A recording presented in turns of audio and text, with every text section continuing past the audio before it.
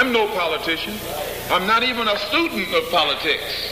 I'm not a Republican, nor a Democrat, nor an American, and got sense enough to know it.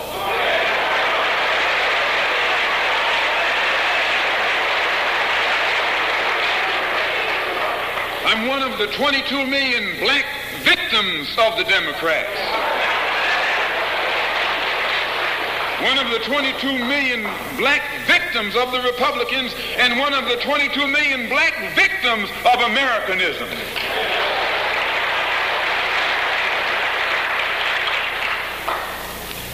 And when I speak, I don't speak as a Democrat or a Republican, nor an American.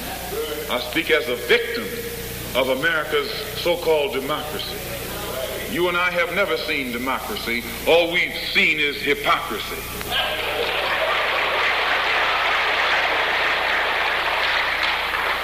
When we open our eyes today and look around America, we see America not through the eyes of someone who has enjoyed the fruits of Americanism.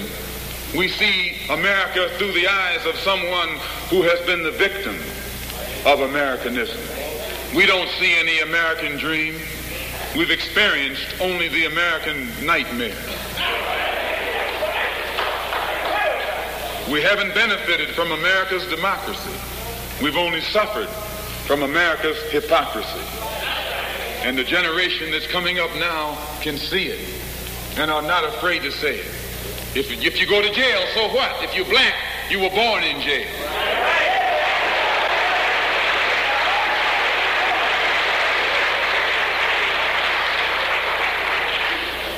If you black, you were born in jail. In the North as well as the South.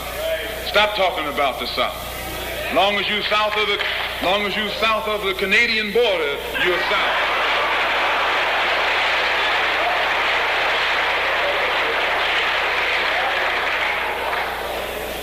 Don't call Governor Wallace a Dixie governor.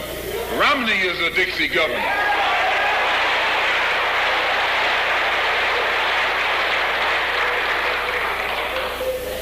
$22 million black victims of Americanism are waking up, and they're gaining a new political consciousness, becoming politically mature. And as they develop this political maturity, they're able to see the recent trends in these political elections. They see that the whites are so evenly divided that every time they vote, the race is so close they have to go back and count the votes all over again. And which means that any block, any minority that has a block of votes that stick together is in a strategic position. Either way you go, that's who gets it. You're in a position to determine who go to the White House and who stay in the doghouse. You're the one who has that power. You can keep Johnson in Washington, D.C., or you can send him back to his Texas cotton patch.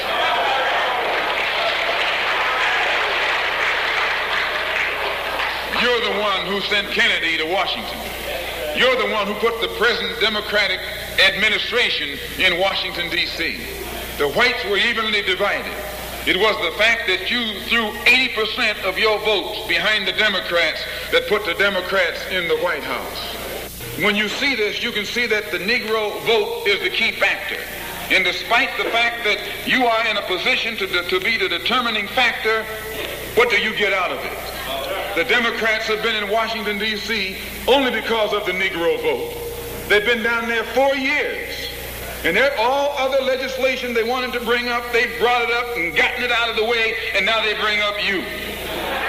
And now they bring up you.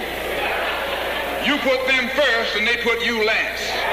Because you're a chump.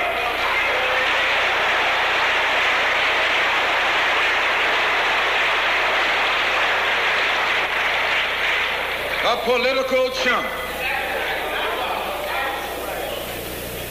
In Washington, D.C., in the House of Representatives, there are 257 who are Democrats. Only 177 are Republican. In the Senate, there are 67 Democrats. Only 33 are Republicans. The party that you backed controls 2/3 of the House of Representatives and the Senate, and still they can't keep their promise to you because you're a chump.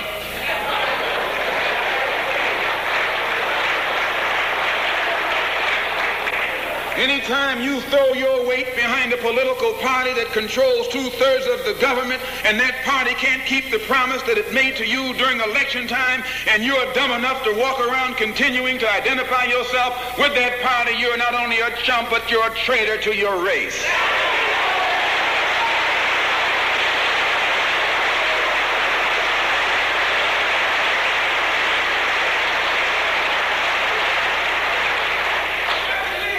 And what kind of alibi do they come up with? They try and pass the buck to the Dixiecrats. Now, back during the days when you were blind, deaf, and dumb, ignorant, politically immature, naturally you went along with that. But today, as your eyes come open and you develop political maturity, you're able to see and think for yourself. And you can see that a Dixiecrat is nothing but a Democrat in disguise. You look at the structure of the government that controls this country. It's controlled by 16 senatorial committees and 20 congressional committees.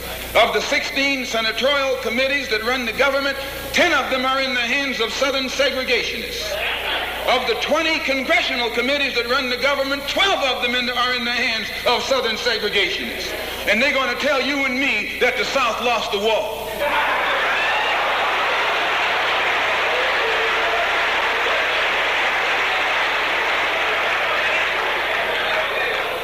Today are in the hands of a government of segregationists, racists, white supremacists, who belong to the Democratic Party but disguise themselves as Dixiecrats. A Dixiecrat is nothing but a Democrat.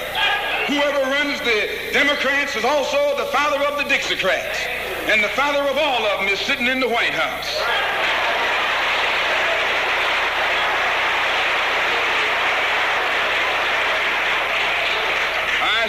I say it again.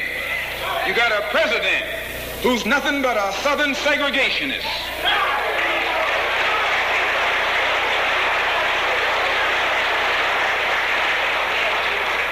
From the state of Texas. They'll lynch you in Texas as quick as they'll lynch you in Mississippi. Only in Texas, they lynch you with a Texas accent. In Mississippi, they lynch you with a Mississippi accent. And the first thing the cracker does when he comes in power, he takes all the Negro leaders and invites them for coffee to show that he's all right.